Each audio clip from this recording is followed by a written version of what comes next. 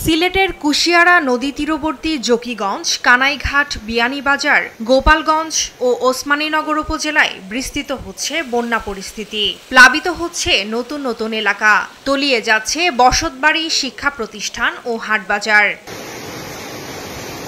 অনেকে ঘরবাড়ি ছেড়ে নিরাপদ আশ্রয়ে ছুটছেন, তবে পরিস্থিতি মোকাবেলায় স্থানীয় প্রশাসনের কোনো তৎপরতা দেখা যায়নি। পাহাড়ি ঢল ও গত কয়েকদিনের টানা বৃষ্টিতে প্লাবিত হয়েছে নেত্রকোনার নিম্নাঞ্চল।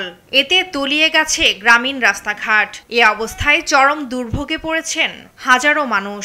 পাহাড়ি ঢল ও বৃষ্টিপাত অব্যাহত থাকলে বন্যার আশঙ্কা করছেন স্থানীয়রা। গত 5 দিন ধরে বৃষ্টি হচ্ছে, স্কুলের মাঠে পানি আসার সম্ভাবনা আছে। রাস্তাঘাট প্রায় তলিয়ে যাচ্ছে, অনেক বাড়িঘর আছে পানির মাধ্যমে। যদি বেশি পানি হচ্ছে আমরা তোমার বাড়িঘর হারাই, সংকট হবে, গরু বাছুর লইয়া ধান চাউল লইয়া দৌড়াদৌড়ি করিয়া এই যে খেতে যেমন লাগবে। উজানে পাহাড়ি ঢল ও ভারী বৃষ্টিপাতে জামালপুরে জিঞ্জিরাম নদীর পানি বৃদ্ধি অব্যাহত আছে। গোয়ালকান্দা পয়েন্টে এটি বিপদসীমার 51 সেন্টিমিটার ওপর দিয়ে প্রবাহিত হচ্ছে। পানি দ্রুত বাড়ায় শুরু হয়েছে তীব্র নদী ভাঙন। গত কয়েকদিনে সানন্দবাড়ি এলাকার 5টি বসতবাড়ি, গাছপালা ও ফসলি জমি নদীগর্ভে বিলীন হয়েছে। হুমকির মুখে পড়েছে দেওয়ানগঞ্জ সানন্দবাড়ি সেতু, বহু বসতবাড়ি, ফসলি জমি ও স্থাপনা।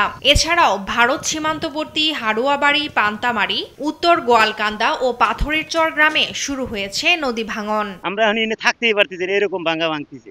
গত 4-5 দিনের ভারী বৃষ্টিতে আমাদের এখানে পাহাড়ি ঢলে পানি এসে মোটামুটি আমাদের এই 4-5টা বাড়ি বিলীন হয়ে গেছে। ইতিপূর্বে আমাদের এখানে কোনো কাজ কাম হয়নি। এই নদী যদি এভাবে ভাঙতে থাকে তাহলে যে পশ্চিম পাশে যে ব্রিজটা আছে, ব্রিজটা কিন্তু হুমকির মুখে পড়ে যাবে।